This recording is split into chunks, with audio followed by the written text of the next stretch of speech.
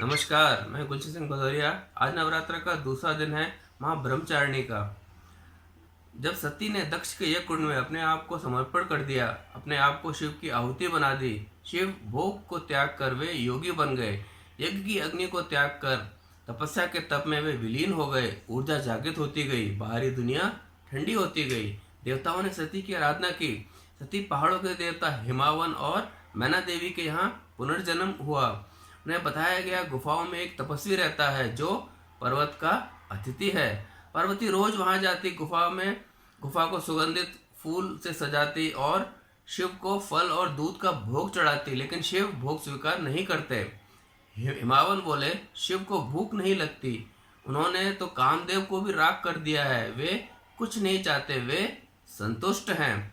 पार्वती ने तपस्विनी ब्रह्मचारिणी बनने का निर्णय लिया। शिव को पाना है तो ज्ञान पाना होगा। शिव के पास पूरे ब्रह्मांड का अखंडित ज्ञान है, आत्मज्ञान, परात्म ज्ञान, परम ज्ञान।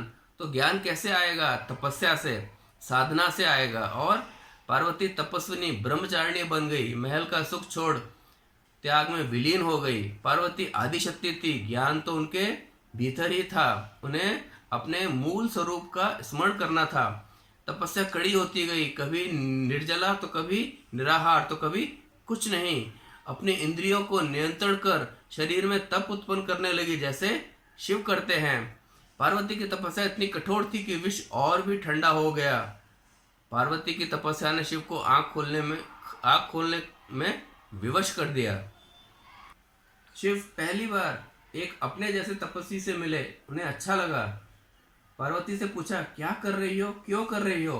पार्वती बोली, ठीक वही जो आप कर रहे हो, भूख और भय को मिटा रही हो ताकि आनंद प्राप्त कर सकूं। शिव बोले, मुझसे कुछ नहीं चाहिए। पार्वती, नहीं, जब इच्छा नहीं तो वरदान क्यों? शिव मुस्काए, अगर मैं वरदान देना चाहूं तो? पार्वती बोली, तो आप मुझसे विवाह कीजिए, वैरागी जीवन छोड़कर गृहस्थ जीवन अपनाइए। शिव बोले, लेकिन क्यों? मेरी कोई इच्छा नहीं है गृहस्थ बनने की। पार्वती बोली, भूख केवल आपकी नहीं दूसरों की भी होती है। आपको भूख नहीं लेकिन दूसरों को भूख होती है। शिव समझ गए यह शक्ति का स्वरूप है। शिव बोले, विवाह मुझसे क्यों, ऋषि देवता राजकुमार से क्यों नहीं? पार्वती बोली, मैं तपस्वी से शादी करना चाहती हूँ। शिव मान गए। पार्वती की एक शर्त थी। सती पिता का घर छोड़कर आपके घर आई, लेकिन पार्वती अपने पिता का घर नहीं छोड़ेगी। आपको मेरे पिता के घर आना होगा और कन्यादान मांगना होगा, विवाह के विधि को अपनाना होगा। शिव मान गए। ब्रह्म का मतलब विस्तार, बढ़ाना, मन को बढ़ाना, ज्ञान से मन का विस्तार करना, एक्सपेंड योर माइंड। दो शब्द हैं, सिद्ध और प्रसिद्ध। हम प्रसिद्ध होने में लगे रहते हैं, सिद्ध होने में नहीं।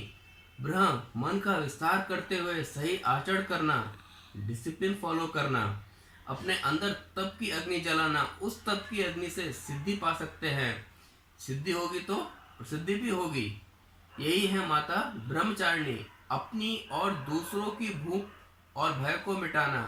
वो तभी हो पाएगा जब हम अच्छा आचरण करते हुए अपने मन का विस्तार करेंगे, तपस्वी बनेंगे। नवाण मंत्र, ओम ऐं ह्रीं क्लीं चामुंडाय विच्चे ऐं ज्ञान शक्ति। हमारे आख्यानों में बार बार ज्ञान शक्ति के बारे में बताया गया है। प्रभु श्री राम लक्ष्मण से कहते हैं कि रावण के प्राण छोड़ने के पहले उनसे ज्ञान प्राप्त करें। भगवान श्री कृष्ण पांडवों को कहते हैं भीष्म के प्राण छोड़ने के पहले उनसे ज्ञान प्राप्त करें। वैशंपायन जब याज्ञवल्क्य जी को कहते हैं कि अपना ज्ञान पूरा उल्टी कर दें, और तीतर बटेर बनके कुछ ऋषि उनका ज्ञान को खा लेते हैं। याज्ञवल्क्य जी पुनः ज्ञान पाने के लिए सूर्यदेव के पास जाते हैं, और सूर्यदेव घोड़े का सर लगा के याज्ञवल्क्य जी को ज्ञान प्रदान करते हैं। हनुमान जी सूरज का तप सहते हुए सूरज से ज्ञान प्राप्त करते हैं। अश्विनी कुमार दधीचि ऋषि से उनको घोड़े का सर लगा के उनसे ज्ञान प्राप्त करते हैं। माता ब्रह्मचारिणी हमें ज्ञान शक्ति के बारे में बताती है। उन्होंने शिव को पाया किससे? ज्ञान शक्ति से। नवरात्रा में जो हम ज्ञान प्राप्त करते हैं वह हमें अंधकार से उजाले की तरफ लेके जाता है। यह हमें अविद्या की रात से विद्या के उजाले की तरफ लेके जाता है। सिद्ध बने, सिद्ध अपने आप हो जाएंगे। कल माँ चंद्रघंटा। नमस्कार।